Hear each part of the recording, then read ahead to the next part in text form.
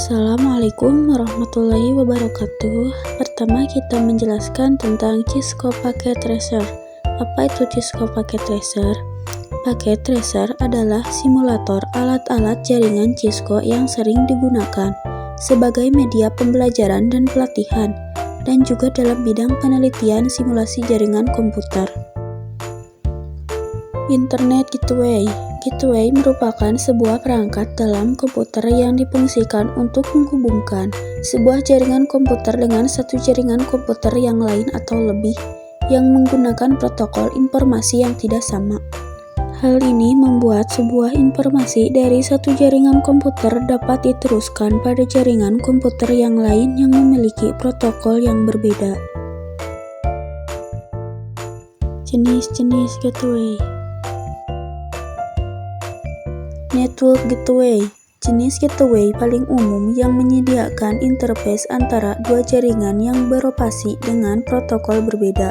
Setiap kali istilah gateway disebutkan tanpa menentukan jenisnya, itu biasanya merujuk ke network. Cloud Store Gateway.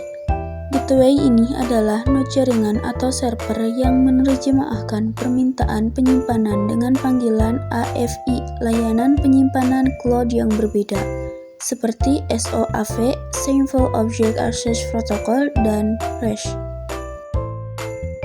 IoT, Internet of Things. Gateway mengasimilasi data sensor dari perangkat IoT dan menerjemahkan antara protokol sensor sebelum menghubungkan dan mengirimkannya ke jaringan cloud. PoIP Strong Gateway. Jenis gateway yang satu ini berfungsi untuk memfasilitasi transmisi data antara perangkat layanan telepon lama biasa (POTS) seperti telepon rumah dan mesin fax dengan jaringan PoIP (Voice over Internet Protocol).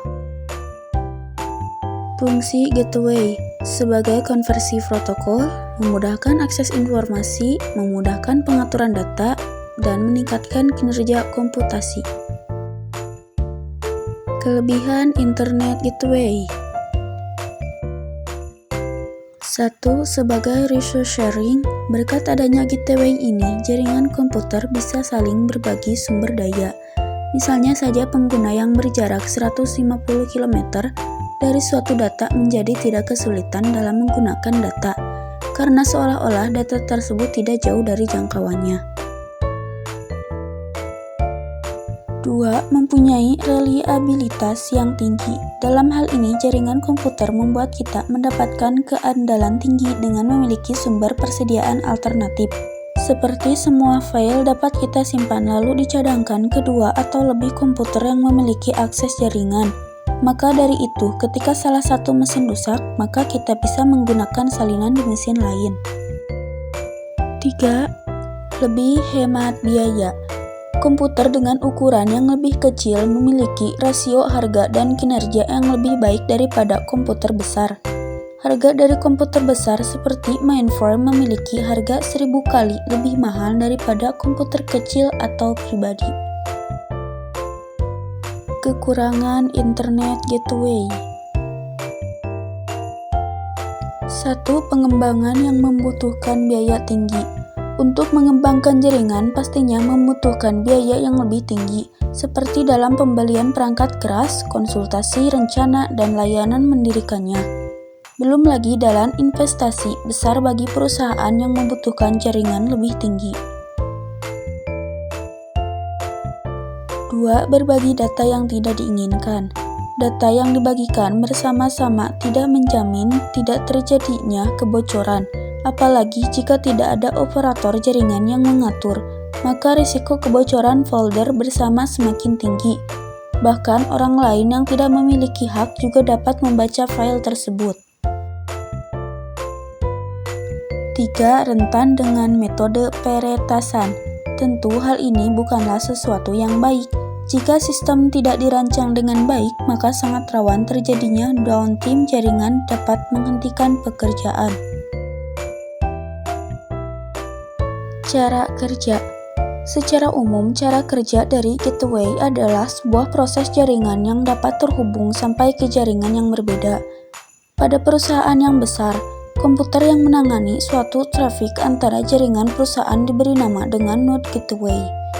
Contohnya, komputer yang digunakan oleh penyedia layanan internet untuk menghubungkan pengguna ke web atau node gateway. Langkah-langkah konfigurasi internet gateway.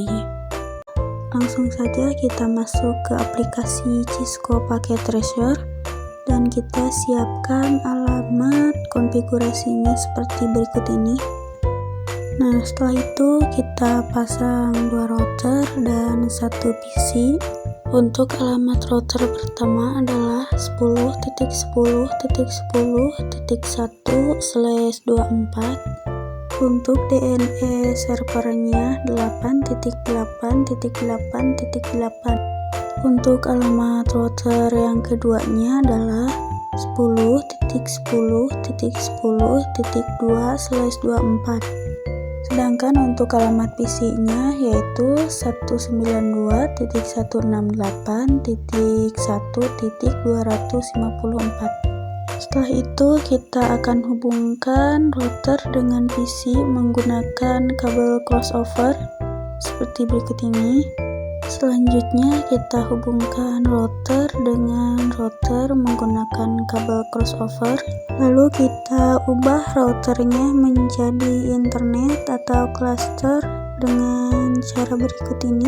Setelah itu kita klik cluster, maka tampilannya akan terlihat seperti berikut ini. Lalu masuk ke router, setelah itu masuk ke config. Lalu kita klik bagian pas Ethernet 0/0. Setelah itu kita checklist bagian on. Lalu masukkan alamat IP address-nya yaitu 10.10.10.1. Maka untuk subnet mask-nya terisi otomatis. Selanjutnya kita masuk ke router, masuk ke bagian config, masuk ke bagian pas Ethernet 0/0. Lalu kita klik bagian on. Setelah itu kita masukkan alamat IP address-nya yaitu 10.10.10.2. Lalu kita klik pas Ethernet 1/0 dan masukkan alamat IP address-nya yaitu 192.168.1.254. Lalu kita klik bagian on. Nah, jika kabel crossover sudah berubah warna menjadi hijau berarti tandanya sudah terhubung. Selanjutnya kita masuk ke router, masuk ke bagian CLI dan melakukan tahap konfigurasi seperti berikut ini.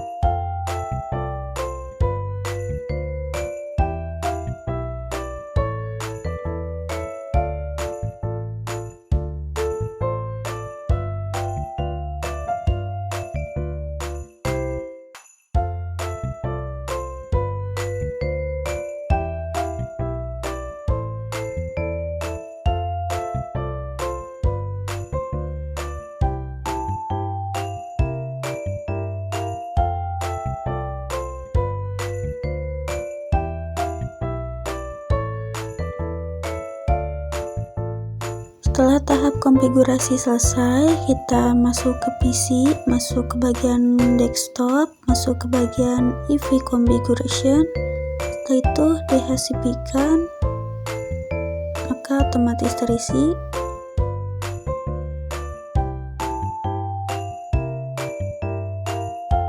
Setelah itu kita akan coba mengeceknya dengan cara masuk ke PC, masuk ke bagian desktop, masuk ke bagian run, dan lakukan konfigurasi seperti ini.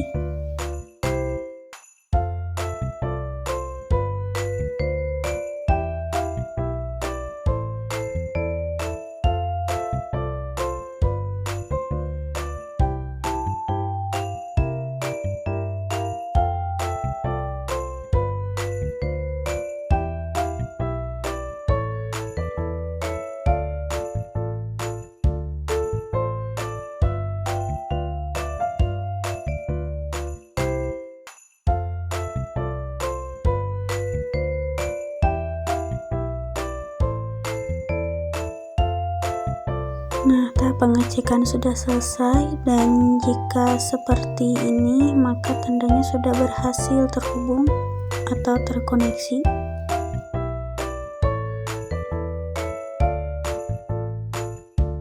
Selanjutnya kita akan coba mengirim pesan dari router ke PC dan dari PC ke router. Hasilnya pun successful, berarti konfigurasi yang kita lakukan berhasil. Nah, kita coba dari router ke cluster dan hasilnya pun successful, berarti sudah terhubung. Berarti semuanya sudah terkoneksi ya, atau terhubung.